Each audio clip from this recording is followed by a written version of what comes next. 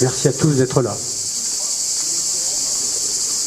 Mesdames et messieurs, chers concitoyens, nous sommes réunis aujourd'hui pour célébrer la fête nationale du 14 juillet. Cette date qui résonne dans le cœur de chaque Français comme symbole vivant de notre histoire, de notre combat et de notre idéal. Ce jour ne commémore pas seulement la prise de la Bastille, mais aussi l'éveil d'un peuple, la levée d'un souffle immense de liberté, d'égalité, de fraternité. 3 mots, une devise, 3 valeurs, un socle. Liberté, égalité, fraternité. Ces mots ont traversé les siècles, guidé des générations, inspiré des peuples au-delà de nos frontières. Ils sont inscrits sur nos monuments, gravés sur nos frontons, mais surtout, ils doivent être portés dans nos cœurs. Aujourd'hui, permettez-moi d'insister sur l'un d'eux, celui qui ouvre la marche, celui sans qui les autres ne peuvent véritablement exister. La liberté. Qu'est-ce que la liberté? Est-ce simplement l'absence de contraintes? Est-ce qu'on peut faire ce que l'on veut? La liberté véritable, celle qui fonde notre République, est bien plus profonde. La liberté, c'est d'abord la capacité d'exister pleinement en tant qu'être humain. C'est pouvoir penser, croire, aimer, créer, protester, rêver. C'est pouvoir choisir sa vie. Comme l'écrivait Jean-Paul Sartre, l'homme est condamné à être libre. Car la liberté n'est pas un confort, c'est une responsabilité.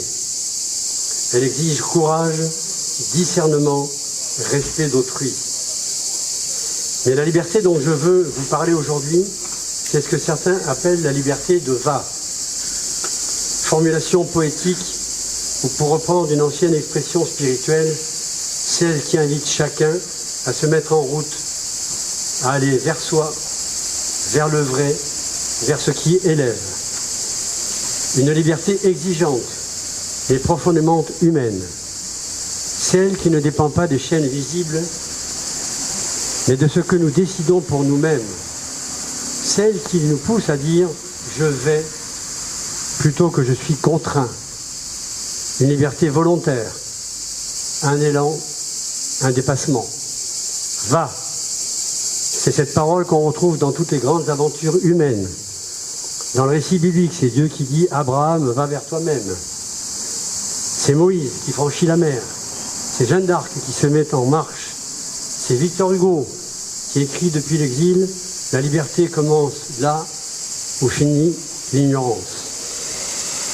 La liberté de va, c'est ce mouvement de l'âme et de l'esprit qui refuse la résignation, qui ose le départ, qui brave l'inconnu. Cette liberté intérieure qui nous pousse à avancer, à prendre le risque du départ, du choix, et à nous mettre en chemin. C'est la liberté du résistant, du pionnier, de l'artiste, de l'écrivain, du citoyen engagé. C'est aussi la liberté du jeune qui ose se lever pour dire non à la violence, à la haine, à l'intolérance. La liberté du citoyen qui ne se contente pas de critiquer, mais qui agit, vote, débat, construit. La liberté de ceux qui choisissent la dignité plutôt que la soumission, l'action plutôt que l'indifférence. Une liberté exigeante et profondément humaine. Et cette liberté n'a de sens que si elle est également offerte à chacun. Car une liberté qui exclut, qui oublie, qui écrase, devient injustice. La liberté appelle donc l'égalité, et l'égalité appelle la fraternité. La liberté de l'un s'arrête où commence celle des autres, disait John Stuart Mill.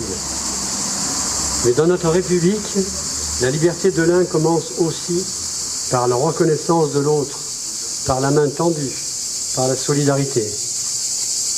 Aujourd'hui, dans un monde agité, souvent traversé par le doute, la peur, la tentation du repli, notre devise doit redevenir vivante. Non pas une formule figée, mais une promesse à tenir chaque jour. Liberté, égalité, osons être libres. Pas la liberté de fuir, mais la liberté de de prendre notre place, d'assumer nos valeurs, de choisir la paix, le respect, la justice et d'inventer ensemble un avenir digne de notre devise. Vive la République, vive la France.